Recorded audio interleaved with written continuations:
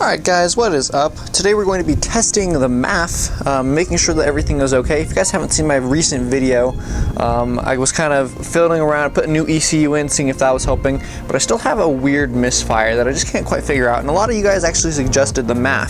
So I'm going to go ahead and test it today. There is a way you can like drive it and make sure everything is heating up, but I'm going to be doing a resistance check on all the terminals. So if you don't know, the MAF is actually located right down here. It's that little kind of black square right there. So you follow your intake down below, and it's going to be that little silver tube right there. For turbo models, I believe this is going to be a little bit different, but just follow the intake tubing and it'll lead you right to it. It's a little silver cylinder just like that. So what I'm going to do is, just for convenience, I'm going to pull this up and out, and you just kind of undo it right there with a little 8mm, and it comes up, and then I'm going to undo this clip here, and then we're going to be using our voltmeter, or I guess it'll be a resistance meter for today, but we're going to be checking the resistance between the pins, and there's going to be a link down in the description from XenonZCar, and that is going to have a list of all of the ohm readings that we should be getting. So we're going to go ahead and remove this real quick, and then we'll go ahead and take that connector off. Alright, so as you can see, we've gotten the connector undone right there, and this big old pipe right here was the one that was kind of to the side blocking it. And so what we're going to do now is we're going to go ahead and pin by pin in a certain pattern, we're going to test the resistance between the two pins.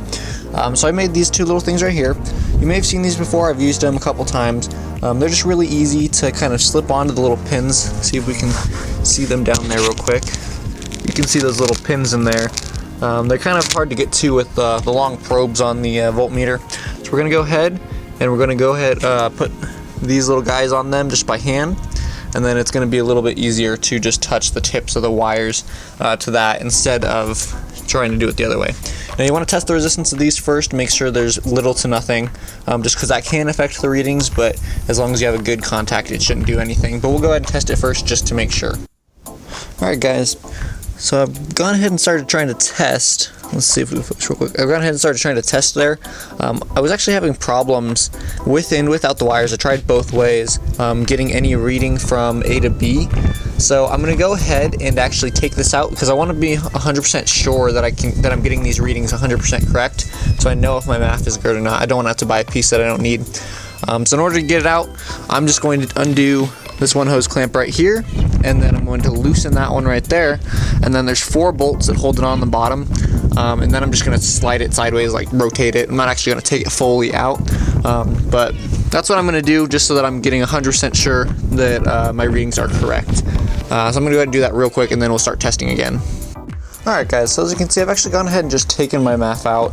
I was trying to do it in there, and it was just getting really hard, and I didn't want to have to deal with possibly touching the 2 probes together. So I went ahead and took it out. As you can see right here on the side, it tells us which pins are which. So we have A, B, C, D, E, F. So this is the front of the car over here, and this is the back of the car. And you got your little flow badge right there. So that'll help you out if you want to leave yours in the car. It took me about 5 minutes to get this out, so honestly it wasn't too bad of a process. So now we're going to go ahead and measure the resistances between these pins, and we'll see what happens. Alright guys, so right here I've only just made this little chart on a sticky note. So XenonZCar link actually gives you 3 different I don't know, like columns, so to speak, of numbers. So we're just going to go ahead and see, make sure one of them, it matches up with one of them. I think there just might be like 3 different MAFs or something. I'm not 100% sure, but we're going to go ahead and measure and see what happens. So we've got A to B, B to C, C to D, D to E, and E to F. And then we have all of their respective ohm readings that it should be. And I'm going to go ahead and measure it, and we're going to go ahead and see what it looks like.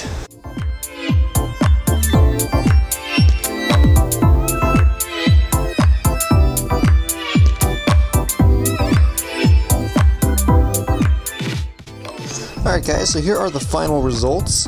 So the first one, A to B, it was actually pretty interesting. I was having trouble getting a reading from it, and actually just got one now. I tried one last time before I gave up on it.